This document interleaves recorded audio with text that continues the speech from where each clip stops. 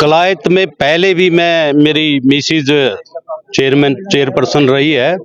उस समय भी बहुत विकास कार्य हुए 14 के बाद इससे पहले तो कोई काम नहीं हुए थे। कलायत के वासियों को आप अपनी ट्रिपल इंजन की सरकार बनाए, मेनपाल राणा जी को यहाँ से अपना चेयरमैन बनाए तो आपके कार्यों में, आपके मान सम्मान में कोई कमी नहीं आएगी। नमस्कार, ये तस्वीरें आपको कलायत की दिखाई जा रही हैं, जहां तस्वीरों में आप देख सकते हैं कि भाजपा प्रत्याशी मेनपाल राणा अपने समर्थकों के साथ आप देख सकते हैं कि नामांकन करने सचिवालय पहुंचे हैं। और मौके पर आप देख सकते हैं कि पूर्व राज्य मंत्री कमलेश डांडा और एमएलए देवेंद्र अत्री भी पहुंचे हैं। तो क्या कुछ इनके मुद्दे रहेंगे, किस तरह से चुनाव चलेगा, आइए पूरी जानकारी के लिए बातचीत कर लेते हैं मेनपाल राणा से। उसके बाद जानेंगे पूर्व राज्य मंत्री कमलेश डांडा से इस चुनाव को लेकर क्या कुछ उनका कहना है, और एमएलए देवेंद्र अत्री जो पहुंचे हैं वो क्या कुछ कहते हैं। तो आइए सुन लेते हैं। कलायत में पहले भी मेरी मिसिज चेयरपर्सन रही है। उस समय भी बहुत विकास कार्य हुए 14 के बाद इससे पहले तो कोई काम नहीं हुए थे।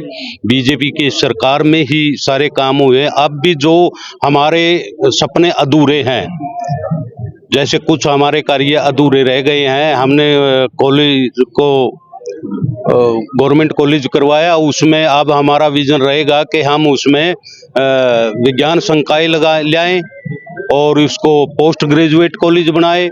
इसी तरह हॉस्पिटल में बेडों से लेकर के और कोई जो टेस्ट के होते हैं उनकी प्रेफरेंस रहेगी पहले, चाहे अल्ट्रासाउंड वगैरह, एक्सरे वगैरह, ये इनकी रहेगी। डॉक्टरों की कमी पूरी करें, हर स्पेशलिस्ट डॉक्टर यहाँ हॉस्पिटल में रहे, ये हमारा मतलब विजन रहेगा। शिक्षा के उसमें भी हमारा वो रहेगा, खेल के उसमें ग्राउंड है, ग्राउंड पे पूरा वो रहेगा। स्टेडियम जो काम स्टेडियम, हाँ, जो अधूरे काम है वो सारे पूरे करेंगे। देखिए, भारतीय जनता पार्टी के शीर्ष नेतृत्व ने एक बड़ी सूझबूझ के धनी और एक समाज सेवी जो हमारे नगर पालिका चेयरमैन के प्रत्याशी हैं मेनपाल राणा जी को टिकट देकर भेजा है।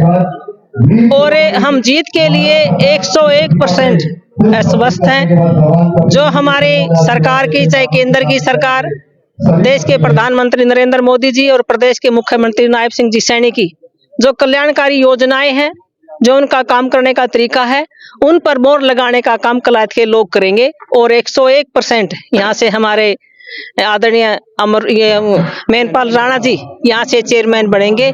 और लोगों ने ठान लिया है और सोच लिया है भी यहाँ से ट्रिपल इंजन की सरकार बनानी है। और यहाँ पर जो मिनी सरकार है, ये भारतीय जनता पार्टी की सरकार बनेगी। कौन कौन से मुद्दे हैं जिन पर और काम करना जरूरी है मैडम?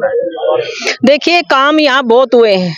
2014 से पहले चाहे कांग्रेस की सरकार रही, चाहे और दलों की सरकार रही, कुछ भी काम यहाँ से नहीं हुआ। बिल्कुल एक कहूँगा ना, ग्रामीण क्षेत्र यहाँ पर था। और चाहे सड़कों की बात हो, चाहे पीने के पानी की बात हो, चाहे निकासी की बात हो, चाहे यहाँ पर बिल्डिंगों की बात हो, 14 के बाद आप देख सकते हो, आपने भी पता है, तो एक शहर का रूप देने का काम किया तो भारतीय जनता पार्टी की सरकार ने किया है। चाहे यहाँ मिनी सेक्रेटेरिएट की बात हो, चाहे हमारा PWD रेस्ट हाउस की बात हो, चाहे नगर पालिका की बिल्डिंग की बात हो, और चाहे हमारा महाराणा प्रताप सामुदायिक केंद्र है उसकी बात हो, और जो कपिल मुनि महिला कॉलेज है वहाँ को उसको सरकारी दर्जा देने की बात हो, उसमें बहुत सारे कोर्सों की बात हो, जो परशुराम भवन है उसकी बात हो, स्ट्रीट लाइटों की बात हो, सड़कों की बात हो, तो मैं कितने काम गिनवाऊं। बहुत सारे काम यहाँ कलायत में हुए हैं। और जो कमियां रही हैं, देखो, मैं नहीं कहती भी सारे काम किसी से नहीं बनते।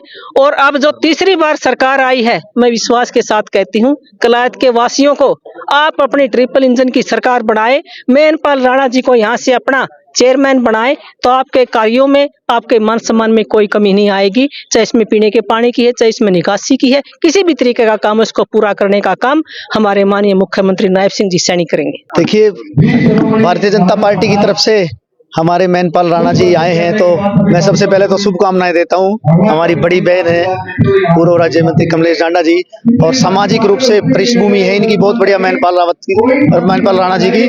तो हम पूरा विश्वास है कि भारतीय जनता पार्टी यहाँ से विजयी होगी।